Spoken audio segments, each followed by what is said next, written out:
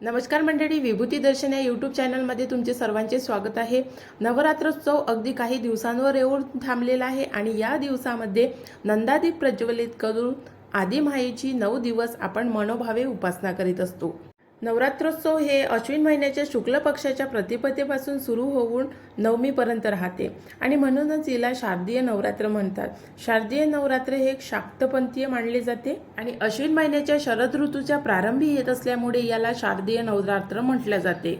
तर चला तर मंडळी, आजच्या व्हिडिओमध्ये आपण नवरात्राविषयी संपूर्ण माहिती बघणार आहे। घटस्थापनेचा मुहूर्त, घटस्थापना कशी करावी, घटस्थापना कोणी करावी, घटस्थापनेची पूजा कशी असावी आणि घटस्थापनेमध्ये कोणत्या चुका महिलांनी करू नये याविषयी संपूर्ण माहिती मी तुम्हाला आजच्या व्हिडिओमध्ये देणार आहे। त्यामुळे व्हिडिओ शेवटपर्यंत बघा।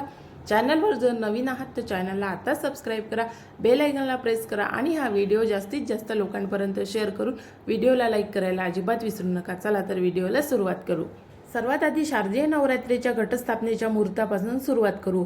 पंचांगानुसार अश्विन महिन्याच्या शुक्ल पक्षातील प्रतिपदा तिथीला 14 ऑक्टोबर 2023 रात्री 11:24 मुहूर्ताची सुरुवात होणार आहे आणि 15 ऑक्टोबर 2023 ला मध्यरात्री 12:03 समाप्त होणार आहे।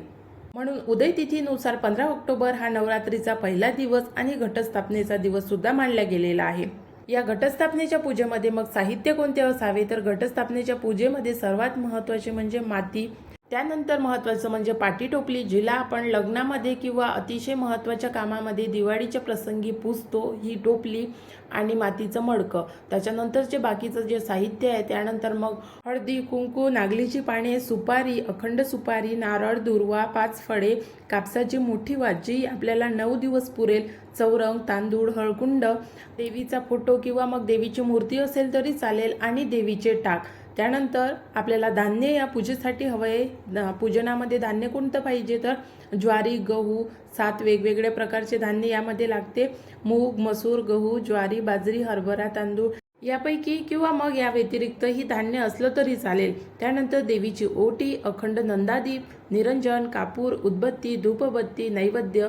पूजनामध्ये विड्याची पाने, त्यावर आपल्याला विडा मांडायचा असतो। विड्यामध्ये खारका, बदामा, खोबरं हे जे साहित्य पाहिजे, विड्याचं साहित्य मार्केटमध्ये मिळते, हे सर्व साहित्य आणि घटस्थापनेचं जरी साहित्य आपण मार्केटमध्ये म्हटलं तरी मग घटस्थापनेचं संपूर्ण साहित्य ते विक्रेते लोक देतात। आणि महत्त्वाचं म्हणजे या दिवसापासून आपल्याला घटस्थापनेच्या दिवसापासून आपल्याला 9 दिवस अखंड ज्योत प्रज्वलित ठेवायची असते। त्यामुळे सर्वात महत्त्वाचं म्हणजे तेल। तर मग तेल कोणतं वापरावं, तर तेल जे आपण खायचं तेल वापरू शकतो। मग त्यामध्ये तुम्ही तिळाचं तेल वापरू शकता, सोयाबीनचं तेल वापरू शकता किंवा मग फल्लीचं तेल सुद्धा वापरू शकता। बरेच लोक नवरात्रीमध्ये सरसोच्या तेलाचा पण दिवा लावतात, तर तुम्हाला जे शक्य असेल त्या तेलाचा तुम्ही दिवा लावावा। अखंड दिवा हा तेलाचा असतो, तर आपला जो रोजचा देवासमोर आपण दिवा लावतो तो तुम्ही तुपाचा लावू शकता। आता घटस्थापनेसाठी लागणारं जे साहित्य होते, हे संपूर्ण साहित्य तुम्हाला मी सांगितलेलं आहे। यामध्ये आपल्याला देवीची मूर्ती, देवीचं टाक, मग देवीचा फोटो जरी असला आपल्या घरी तरी चालेल। आणि घटस्थापनेच्या पूजनामध्ये कलश स्थापन करायचं आहे, तर त्यासाठी कलश स्थापनासाठी आंब्याची पाने आणि तांब्याचा कलश। तर तुम्ही तांब्याचा कलश वापरू शकता, स्टीलचा कलश सुद्धा वापरू शकता। तुमच्याकडे जो उपलब्ध असेल त्या कलशामध्ये बरेच लोक एक छोटंसं स्टीलचं भरणं हे सुद्धा कलश म्हणून पूजनामध्ये ठेवतात। बऱ्याच लोकांना असा भ्रम असू शकतो की एक मातीचं मडकं सुद्धा आपल्याला पूजनामध्ये ठेवायचं आहे, पण तो कलश नाही आहे। कलश हा आपल्याला पूजनाच्या मध्यभागी किंवा मग पूजनाच्या उजव्या बाजूला ठेवायचा आहे आणि जे मातीचं मडकं आहे ते आपल्याला पूजनामध्ये पाटीवर मध्यभागी ठेवायचं आहे आणि त्या पाटीमध्ये जी आपली माती आणलेली आहे आपण, पण माती अशा जागची असावी की जी जागा स्वच्छ आहे। शक्यतो शेतातली माती आणावी आणि त्या मातीमध्ये आपल्याला गौरव उगवायचा असतो, तर ती माती आपल्याला पाठीमध्ये टाकायची आहे आणि त्यानंतर त्यावर मध्यभागी आपल्याला मातीचं मडकं ठेवायचं आहे आणि त्यानंतर घटस्थापनेची पूजा सुरू होते। आता ही घटस्थापनेची पूजा कशी करावी, कोणी करावी आणि कोणत्या स्त्रियांनी घटस्थापनेची पूजा करू नये, तर ज्या स्त्रियांना मासिक पाळी येते अशा स्त्रियांनी घटस्थापनेची पूजा करू नये। ज्या घरामध्ये सूतक असेल अशा लोकांनी सुद्धा घटस्थापनेची पूजा करू नये। ज्यांच्या घरामध्ये घटस्थापनेची पूजा केली जाते, पण एखाद्या स्त्रीला तिची डिलिव्हरी झालेली आहे, तिला बाळ आहे आणि तिला 1.25 महिनासुद्धा पूर्ण व्हायचा आहे, अशा स्त्रियांनी घटस्थापनेची पूजा करू नये किंवा घटस्थापना आपल्या घरामध्ये करू नये. हां, जर शक्य असेल तर तुमच्या घरातील जर पुरुष ती घटस्थापनेची पूजा पूर्ण 9 दिवस करत असेल तर अशा स्त्रियांनी हे पूजा आपल्या पतीकडून किंवा मग आपले जे मुलं असेल मोठे त्यांच्याकडून तुम्ही करून घेऊ शकता. या स्त्रियांनी घटस्थापनेची पूजा करू नये. आणि कोणत्या स्त्रियांनी घटस्थापनेची पूजा करावी, तर ज्या स्त्रियांना मासिक पाळी येऊन गेलेली आहे किंवा मग त्यांच्या पूजनाच्या मध्ये मासिक पाळी येणार नाही. आणि असं बऱ्याचदा होते की आपण पूजा मांडतो आणि मध्येच मासिक पाळी येते. जर तुमच्या घरामध्ये असा एखादा व्यक्ती असेल की जी पूजा ती कंटिन्यू करू शकते, अशा स्त्रियांनी हे पूजा अवश्य मांडावी. आणि जर ती पूजा कंटिन्यू करू शकत नाही तर अशा स्त्रियांनी हे पूजा आपल्या घरामध्ये मांडू नये. कारण पूजा मांडल्यानंतर आपल्याला पूजा दिवसातून निदान 4 वेळेस तरी बघावी लागते, कारण अखंड ज्योत चालू असते. म्हणून अखंड ज्योत कधीही विझू नये, यासाठी आपल्याला त्या दिव्यामध्ये वारंवार तेल टाकावं लागते. आणि दिवा हा रात्रंदिवस कंटिन्यू 10 दिवस दसऱ्याच्या दिवसापर्यंत हा दिवा सुरू असतो. 9 दिवस हा दिवा कंटिन्यू सुरू असतो. आणि दसऱ्याच्या आदल्या दिवशी हे जे पूजन असते याचं विसर्जन होते. तर दसऱ्याच्या दिवसापर्यंत म्हणजे दशमीपर्यंत हे जे नवरात्रीचं पूजन आहे, या पूजनाची आपल्याला संपूर्ण जबाबदारी घरातील एका मुख्य स्त्रीला घ्यावी लागते. तर त्यामुळे कोणत्या स्त्रीने हे पूजन करावं आणि कोणत्या स्त्रीने करू नये. जर तुमच्या घरामध्ये मोठे मुलं मुली असेल तर ते पूजा तुम्हाला मांडता येते, कारण त्या मुलींना आपण सांगून पूजा पूर्ण करू शकतो. पण जर आपल्या घरामध्ये असे कोणी लहान व्यक्ती असेल जे पूजा करू शकत नाही, तर अशा स्त्रियांनी हे घटस्थापनेचं पूजन करू नये. आता यानंतर घटस्थापनेची पूजा कशी मांडावी, संपूर्ण पूजाविधी मी तुम्हाला सांगणार आहे. त्यामुळे व्हिडिओ पूर्ण बघा आणि व्हिडिओला लाईक करायला अजिबात विसरू नका. आणि माझं जर काही व्हिडिओमध्ये चुकलं असेल तर ते सुद्धा तुम्ही मला कमेंट्स करून सांगा. आणि व्हिडिओमध्ये तुम्हाला काय आवडलं तर ते सुद्धा तुम्ही कमेंट्स करून मला सांगू शकता.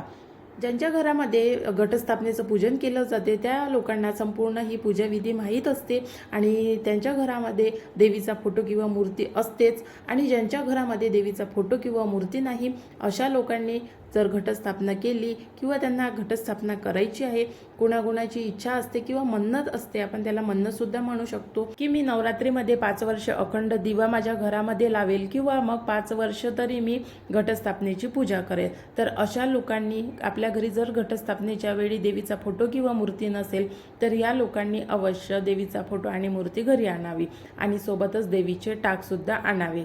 देवीचे टाक म्हणजे जर तुम्हाला माहीत नसेल तर मार्केटमध्ये गेल्यानंतर तुम्ही देवीचे टाक मागितले तर देवीचे टाक तुम्हाला विकत मिळतील. ज्या लोकांना आपली कुलदेवी माहीत आहे अशा लोकांनी त्याच कुलदेवीचे टाक घरी आणावे. आणि ज्या लोकांना आपली कुलदेवी माहीत नाही तर त्या लोकांनी आपल्या श्रद्धेनुसार त्या देवीचे टाक आणावे. कारण मला तरी असं वाटते की प्रत्येकाच्या घरामध्ये, घरापेक्षा गावामध्ये म्हटलं तरी चालेल, प्रत्येकाच्या गावामध्ये एक तरी मंदिर देवीचं असते आणि त्या देवीच्या मंदिरामध्ये दरवर्षी एकदा वर्षातून पूजन होते. आणि प्रत्येक गावची देवी ही रक्षणकर्ती असते. त्यामुळे प्रत्येक गावामध्ये पूर्वीच्या काळी देवीचे जे टाक राहायचे या टाकाची पूजा केली जायची आणि प्रत्येक जणांना आपली कुलदेवी कोण आहे हे माहीत राहायचं. पण आजच्या बदलत्या परिस्थितीनुसार जे लोक ही परंपरा सुरू ठेवली आहे, ज्या लोकांनी, त्यांना ते देवीचे टाक माहीत आहे. आणि ज्या लोकांना आपली कुलदेवी माहीत नाही अशा लोकांनी आपल्या पूर्वजांपासून म्हणजेच आपल्या जुन्या लोकांपासून किंवा आपल्या नातेवाईकांपासून आपली कुलदेवी कोण आहे याची माहिती करून घ्यावी आणि आपल्या कुलदेवीचे पूजन नवरात्रामध्ये आणि तसेही दरवर्षी एकदा तरी कुलदेवीचे पूजन अवश्य करावे. तर घटस्थापनेची पूजा कशी मांडावी? घटस्थापनेची पूजा मांडणे अतिशय सोपी आहे. जर तुम्हाला मंत्र येत असेल तर ठीक आहे आणि मंत्र येत नसेल तरी चालेल. सर्वात आधी ज्या ठिकाणी आपल्याला घटस्थापनेची पूजा मांडायची आहे ती जागा निश्चित करून घ्यावी. जागा निश्चित झाल्यावर ती जागा स्वच्छ करून घ्यावी आणि आपल्याला घटस्थापनेचा जो मुहूर्त आहे त्या मुहूर्तावर हे पूजन करायचं आहे. घटस्थापनेचं पूजन बरेच लोक दुपारच्या वेळी करतात तर बरेच लोक संध्याकाळच्या वेळी करतात. पण घटस्थापनेचं पूजन संध्याकाळच्या वेळीच केलं जाते. मग सर्वात आधी आपण चौरंग मांडून घ्यावा. चौरंगावर लाल कपडा अंथरून घ्यावा. त्यावर देवीचा फोटो किंवा मूर्ती ठेवावी आणि आपल्याला मध्यभागी कलश स्थापन करायचा आहे. त्यासाठी मध्यभागी तांदळाचं अष्टकमल तयार करून त्यावर कलश मांडावा. हा कलश तुम्ही पूजनाच्या मध्यभागी सुद्धा ठेवू शकता आणि पूजनाच्या उजव्या बाजूला सुद्धा ठेवू शकता, कारण कलश मदत असल्यानंतर कधी कधी पूजा करायला अडचण जाते, त्यामुळे हा कलश तुम्ही पूजनाच्या उजव्या बाजूला सुद्धा ठेवू शकता। अष्टदल तयार करावे तांदूळाने आणि त्यानंतर तो कलश तिथे स्थापन करावा। कलशामध्ये हळदी कुंकू, एक सुपारी, नाणं आणि गुलाबजल, त्यानंतर कलशामध्ये आंब्याची पाने टाकून त्यावर नारळ स्थापित करावा आणि या कलशाला आपण स्थापित करण्याच्या आधी त्यावर स्वस्तिक मात्र अवश्य काढून घ्यावं आणि हळद कुंकू वाहून हार अर्पण करून किंवा मग फुले अर्पण करून हे कलश स्थापित करावं। कलश स्थापन झाल्यानंतर आपल्याला करायची आहे घटस्थापना। घटस्थापना करतेवेळी आपल्याला महत्त्वाचं म्हणजे एक टोपली पाहिजे, त्यानंतर आपल्याला मातीचं मडकं पाहिजे आणि माती पाहिजे।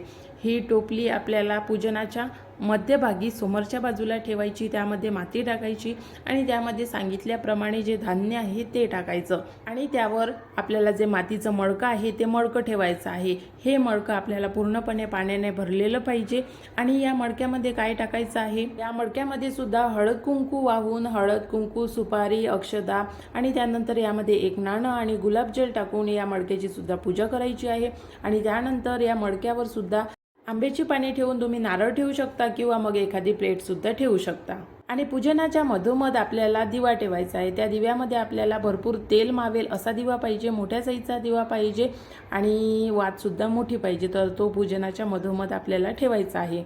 त्यानंतर पाठीची पूजा करून घ्यावी, पाठीला हळद कुंकू वाहून हार बांधावा, तसेच मडक्याची पूजा करावी। आपण जे मातीमध्ये धान्य टाकलेलं आहे त्या धान्यावर सुद्धा हळद कुंकू वाहून फुले वाहावीत आणि आपली अशा प्रकारे घटाची स्थापना पूर्ण होते। संपूर्ण देवी देवतांना हळद कुंकू वाहून धूप दीप अगरबत्ती कपूर दाखवून देवीची आरती म्हणावी आणि 9 दिवस अखंड ज्योत प्रज्वलित करून 9 दिवस पूर्ण कंटिन्यू करावी आणि जर मध्ये दिवा विझला तर मग त्याला पर्याय नसतो, तो दिवा आपल्याला डबल प्रज्वलित करावा लागतो आणि विझणार नाही याची काळजी सुद्धा आपल्याला घ्यावी लागते।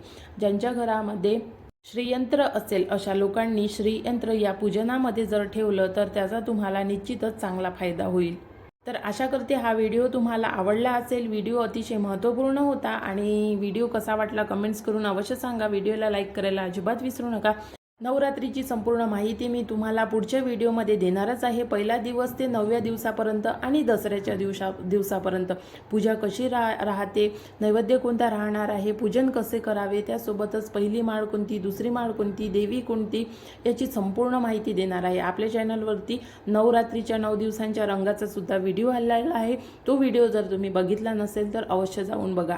त्यामुळे नवरात्रीच्या संपूर्ण दिवसाची माहिती घेण्यासाठी चॅनलला आजच सबस्क्राईब करून ठेवा आणि बेल आयकॉनला प्रेस करा, म्हणजे बेल आयकॉनला प्रेस केल्यामुळे व्हिडिओची नोटिफिकेशन तुम्हाला सर्वात आधी मिळते।